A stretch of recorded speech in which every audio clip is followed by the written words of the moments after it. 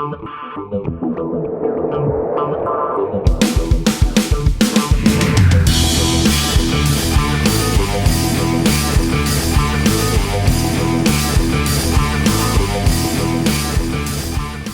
what's going on? Todd Falcone. Welcome back to another video blog post here at toddfalcone.com. Today I'm going to be talking a little bit about customer retention. So in other words, how do you keep your customers? How do you keep people on your product? And that's a big issue. It's something you want to be aware of. And I'm going to keep it as simple as I can for you guys so that as you're going about there gathering customers, your customers on whatever your product or service it is that you're offering, they actually stay on it, because that's how we build residual income, by having happy, satisfied customers that love to consume our products and services every month. So regardless of what kind of business or what type of product, that you're offering, there are some things that you just need to think about. And this is very simple. This is not hard. It's actually very easy. Let's just look at it from a reverse engineering standpoint. Why do people leave your product? Why do they leave? Well, they're not having a good product result. They don't know how to use your product. They're unhappy with the product. They're dissatisfied with it. You got to think about the reasons why people don't stay on your product. It's too expensive. They can't afford it. Whatever it might be. So those are some of the things that typically a person might stop taking a product, because it's too expensive, they don't like the product, they're not having a good product experience, so therefore they're going to cancel their auto ship. So how do we then create a situation where we have more people that stay on our products for longer periods of time? Okay, here's how I look at it.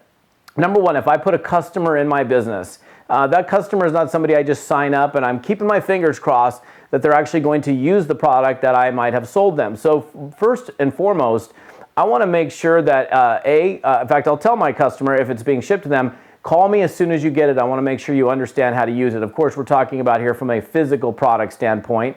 It would work essentially the same way with a service that you might be using. But bottom line is, the customer has to know how to consume or use the product or service that you're offering. We can't leave it up to guessing that they know how to do it. And so number one is I'm going to have a conversation with that person when they're getting ready to use the product, or if it's something that I need to teach them a little bit about, I need to teach them how to use that product or service that they just purchased, so that they know how to use it, because if they don't know how to use it, they're not going to use it. So I'm going to spend a little bit of time and explain, hey, this is what you do in the morning. You might want to put it in your kitchen, wherever if it's a vitamin company where you tend to eat your vitamins or take your pills in the morning or whatever it might be.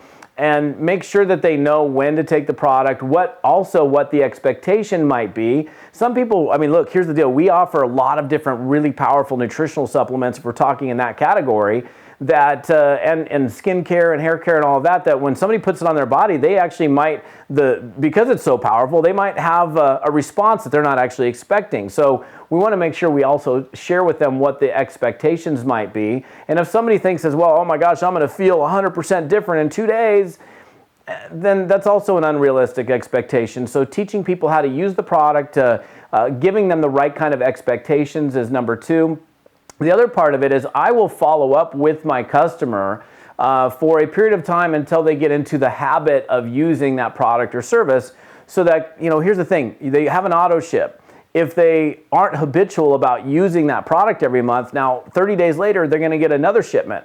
And then, okay, cool, they got that other shipment, but they're only halfway through the first shipment. Then they get to the next month. Now they got a box that they can't even open, another box that they can't. Now they got like 3 months. Okay, now it's time to call and cancel because I'm stocked up on these products. That's not something that you want to have happen. You want to make sure that your people are utilizing, of course, in this case, I'm talking about a physical product that might be shipped to someone, so that they're utilizing that product every month. So you got to be on top of your customer or customers to make sure that they're consuming it. So I will actually, in my calendar, literally put the person's name and phone number in, just to periodically check in with them to, make sure that they're using the product, make sure that they're using it properly, or the service, and to find out what their experience is. Now, we can't really control what that product experience is with the individual in terms of what it's going to do for their body or their hair or their skin or their whatever it is, but we can control them actually using it and using it properly.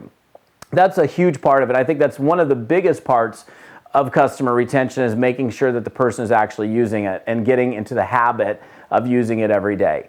The other part of it is For me, if I've got a customer and it's an expense issue, I will likely suggest ways that they may be able to get their product for free, even if the person doesn't want to do the business. Many of you guys have options where a customer can refer another customer, or maybe they actually take a position as a distributor, even though their intention is really to be a customer, so that they can not only get it at wholesale, but maybe they can sign up a couple of other friends of theirs just to use the product. No, they don't want to build the business, but they just want to use the product. And now what you've done is you've created a situation where you have a person that's using the product, they're using it consistently, you've given them an idea or a way to actually reduce that expense and make it so it's potentially free for them. And who knows, maybe they'll make a couple of extra bucks, and maybe that customer, because of what you did, will go, wait a minute, I'm actually making enough money to cover for my product costs. Could I actually be making more in this? And then you have an opportunity to convert that person from a customer to a distributor. So most importantly, it is about maintaining contact with that person and making sure that they know how to use the product or service it is that you're offering, and not leaving it up to guess. I mean, I see this happen all the time where somebody signs up in something and they don't even know how to use the service, and the person never called them to show them, like, literally, let me show you how to use this service so you get the most from it. Rather than leaving it, because if you leave it up to guess, then guess what? Good things don't typically happen. So that's it. That's a very simple way for you to work on customer retention. It's critically important in network marketing to keep your customers, really in any business, to keep your customers consuming consistently. That's a key to residual income. Todd Falcone, guess what? This is it. That's it. I'll see you on another video soon.